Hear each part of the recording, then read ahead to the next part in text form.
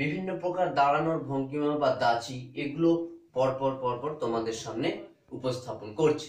একবারে প্রথমেই হাইসেকো দাচি। হাইসেকো দাচির সময় কি হয়, আমাদের এই যে দুটো পা, এই দুটো পায়ের পাতা একটার সঙ্গে একটা জোড়া অবস্থায় থাকে, আর আমাদের হাত শরীরের পাশে থাকবে। তাহলে এই পায়ের পাতা যখন জোড়া অবস্থায় আছে এবং সমগ্র শরীরের ওজন এই দুটো পায়ের উপরে সমানভাবে ডিস্ট্রিবিউট হয়ে আছে, তখন সেই অবস্থানকে আমরা বলছি হাইসেকো দাচি। তাহলে এটা হচ্ছে হাইসেকো দাচি। এবার এখান থেকে আসবো মুসুবি দাচি। হাইসেকো দাচির এই অবস্থান থেকে পায়ের পাতাকে একটু বাইরে অর্থাৎ 45 ডিগ্রি অ্যাঙ্গেলে যদি আমরা ডিভাইড করে দিই, তখন আমরা এই স্টান্সকে বলছি মুসুবি দাচি। এবার এরপরে আমি যে সমস্ত দাচিগুলো তোমাদের সামনে দেখাবো তার প্রত্যেকটাই কিন্তু আমাদের শোল্ডার বা কাঁধের অবস্থানের উপর ডিপেন্ড করে। চলে আসছি কাঁধের অবস্থানের উপর ডিপেন্ড করে প্রথম দাচি হেইকো দাচি, যেটা আমাদের কারাটেতে খুবই গুরুত্বপূর্ণ।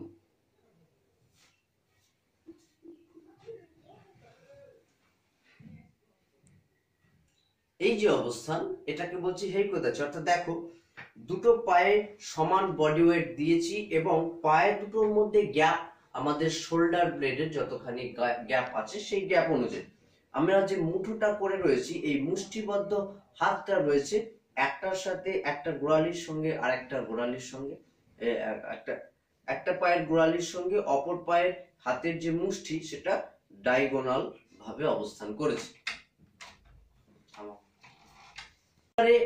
এই হেইকো দাচি, এই অবস্থা থেকে আমি আসছি হাচিজি দাচি। এই জায়গায় পায়ের পাতাকে একটুখানি বাইরের দিকে নিয়ে নিলাম, 45 ডিগ্রি অ্যাঙ্গেল করে নিলাম। এই যে অবস্থান, এটা হলো হাচিজি দাচি। এবার আসছি উচি হাচিজি দাচি। এই স্টান্সটি কেমন, পায়ের পাতা একটু বাইরের দিকে আছে, সেখান থেকে সোজা করে নিলাম এবং পায়ের পাতাকে একটু ভিতরের দিকে করে নিলাম। এখন যে অবস্থান, এটি হলো উচি হাচি দাচি। এখান থেকে আসবো কিবা দাচি। কিবা দাচিতে কি হয়, পায়ের পাতাকে স্ট্রেট করে নিলাম। দেখো, এখন কিন্তু দুটো পায়ের মধ্যে গ্যাপটা টু শোল্ডার। এই যে অবস্থান, একে আমরা বলছি কিবা দাচি। কিবা দাচির সময় আরেকটি বিষয় হয়, দুটো পায়ের পাতা যেমন ডিস্টেন্সে আছে পাশাপাশি, কিবা দাচিতে আমরা এইভাবে বডিকে স্ট্রেট রেখে হাঁটু দুটো সামনের দিকে একটু এগিয়ে দিয়ে অবস্থান করি। এই পজিশন হলো কিবা দাচি। এখান থেকে আমরা আসবো সেকো দাচি। সেকো দাচির ক্ষেত্রে পায়ের পাতা একটু বাইরে করে দিই, সেকো দাচি। পরবর্তী দাচি কক্কুৎসু দাচি। কক্কুৎসু দাচির ক্ষেত্রে আমরা একটা পাকে পিছনের দিকে নিয়ে যাই।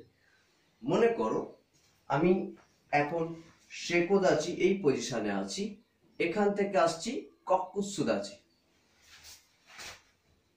কক্কুৎসু দাচির ক্ষেত্রে এই যে পিছনের যে পা, পিছনের পায়েতে আমাদের বডির 60% ওয়েট থাকে এবং সামনের পায়েতে থাকে 40% ওয়েট। এই যে অবস্থা, এটি হলো কক্কুৎসু দাচি। এখান থেকে আমি আসবো শেষ দাচি জেনকুৎসু দাচি। এই জায়গায় আছি কক্কুৎসু দাচিতে, এখান থেকে আসছি জেনকুৎসু দাচি। দেখো, জেনকুৎসু দাচির সময় কি হয়, আমাদের সামনের যে পা, সেই পায়ের বডি ওয়েট থাকবে 70%, পিছনের পায়েতে বডি ওয়েট থাকবে 30%। তখন আমরা জেনকুৎসু দাচিতে দুটো পাকে ডায়াগোনালি পজিশনে আনলাম, তখন কিন্তু এই দুটো পায়ের, এক পায়ের গোড়ালি এবং অন্য পায়ের হাঁটু, এই দুটো জায়গার মধ্যে গ্যাপ দুটো ফিস্ট বা দুটো মুঠির মতো। এতক্ষণ পর্যন্ত আমি যে সমস্ত দাচিগুলিকে এক্সপ্লেন করে দেখালাম, এবার আমি সেই সমস্ত দাচিগুলিকে পরপর পরপর দেখিয়ে দিচ্ছি। শুরু করছি হেইসেকো দাচি এই অবস্থান থেকে।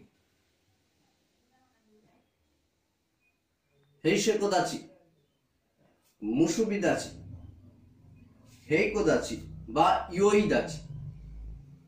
এখান থেকে আসছি হাচিজি দাচি, তারপর আসছি উচি হাচিজি দাচি। এখান থেকে আসবো কিবা দাচি,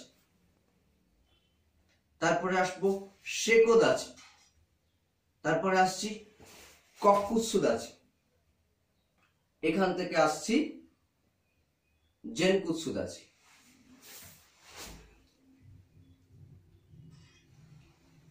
আজকের ক্লাস তোমাদের জন্য এই পর্যন্ত।